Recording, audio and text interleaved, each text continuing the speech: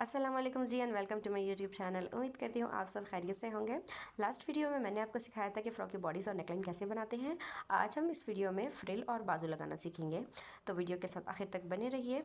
ये मेरे पास जी फ्रिल है। फ्रिल को मैंने साइड से बंद कर दिया है क्योंकि ये मेरे पास एक लंबी स्ट्रैप थी। स्ट्रैप का यही होता है कि हमें फिर दोनों साइड पे सिलाई नहीं लगानी पड़ती। तो जो एक सिलाई लगी होती है वो बैक पे हम ले जाते हैं फ़्रॉक की, तो उससे ये होता है कि जी हमारे पास दो जगहों पे सिलाइयाँ नहीं आ जाती। अब हमने क्या करना है कि ये जो सिलाई हमने लगाई है इसको खोल लेना है, यानी इसका हिस्सा जो है लेफ़्ट और राइट साइड पे राइट हिस्से को कर लेंगे और उसके बाद हम इसकी फ़ोल्डिंग करेंगे। आप बहुत ही बारीक सी फ़ोल्डिंग भी कर सकते हैं। अगर आपके पास कपड़ा ज़्यादा है तो आप 1 इंच की फ़ोल्डिंग भी कर सकते हैं, या कोई लेस वगैरह भी इधर लगा सकते हैं। जैसे हम स्लीव्स के ऊपर भी गोटा यूज़ करेंगे, नेकलाइन के ऊपर भी हमने गोटा यूज़ किया है, तो आप यहाँ पे भी 2-3 लाइंस सेम उसी तरह से लगा सकते हैं। वो भी बहुत खूबसूरत लगेगा, लेकिन फ़िलहाल मैं इसको बिल्कुल लाइट रख रही हूँ। आखिर का एज है वो मैंने पक्का कर लिया है, आपने भी इसी तरह ही सेम करना है। अब आपने इस बॉडीज़ को 4 इक्वल पार्ट्स में डिवाइड कर देना है। इक्वल पार्ट डिवाइड करने से ये होगा कि हमारे पास जो बॉडीज़ है उसके भी ये देखिए बैक पे भी प्लीट है, फ्रंट पे ये है, साइड पे हमारे पास 2 फिटिंग की सिलाई है, यानी हमारे पास जो बॉडीज़ है वो भी 4 हिस्सों में डिवाइड है, 4 पार्ट्स में, और जो फ्रिल है उसको हमने खुद डिवाइड कर दिया है। ठीक है, अब हम क्या करेंगे कि बॉडीज़ को हम सीधा रखेंगे और फ्रिल को हम उल्टा रखेंगे, ऑपोजिट साइड में रखेंगे। ठीक है, क्योंकि ये हम फोल्ड होने के बाद फिर बिल्कुल स्ट्रेट हो जाएगा। अब आपने सिलाई को फ्रिल की पकड़नी है और वो बैक साइड की बैक प्लीट जो थी ना उसके ऊपर आपने रख लेनी है। ठीक है, और आपने इसको बहुत एहतियात से रखना है, और जो सिलाई है आपने जो लगाई थी वो आपने बिल्कुल लेफ्ट राइट करके बिठा देनी है ताकि स्टिचिंग में नीटनेस आ सके। अब आपने क्या करना है कि जी नीचे वाले फैब्रिक यानी बॉडीज़ के फैब्रिक को आपने पकड़ लेना है टाइटली, और दूसरा आपने क्या करना है कि जी जो ऊपर फ्रिल है वो आपने क्रश करना है।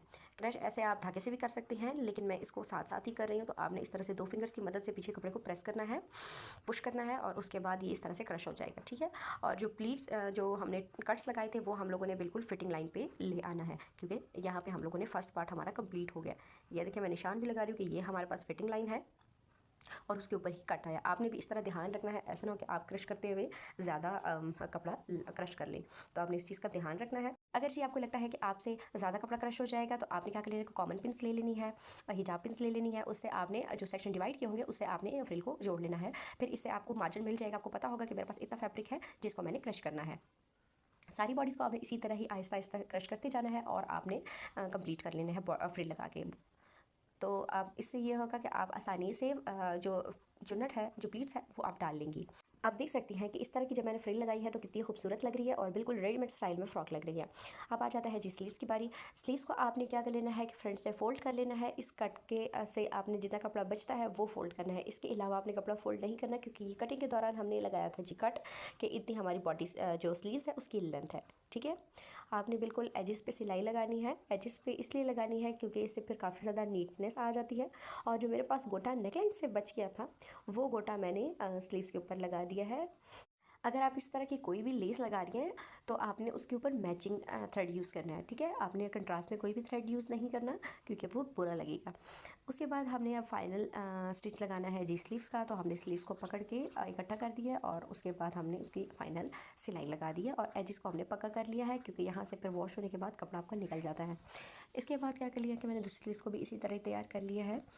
अब हम क्या करेंगे जी के स्लीव्स को हम बॉडीज़ के साथ अटैच करेंगे। आपने इस तरह से पहले रख के देख लेना है कि आपकी जो स्लीव्स है वो बिल्कुल आपकी शोल्डर यानी आर्म होल के बिल्कुल इक्वल है। अगर आपकी आर्म होल के इक्वल है तब तो आप लगा लीजिए, अगर नहीं है तो आप थोड़ा सा फिटिंग में स्लीव्स को ले आएँ।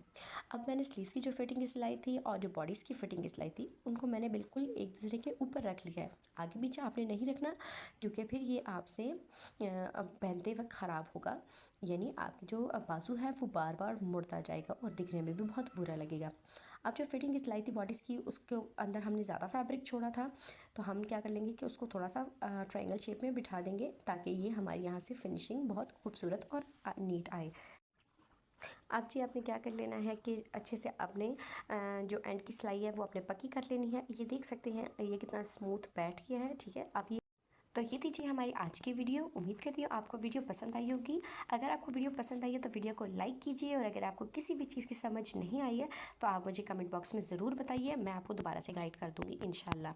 तब तक के लिए मुझे दीजिए इजाज़त। चैनल को सब्सक्राइब ज़रूर कीजिए पार्ट 3 के लिए। अल्लाह हाफिज़।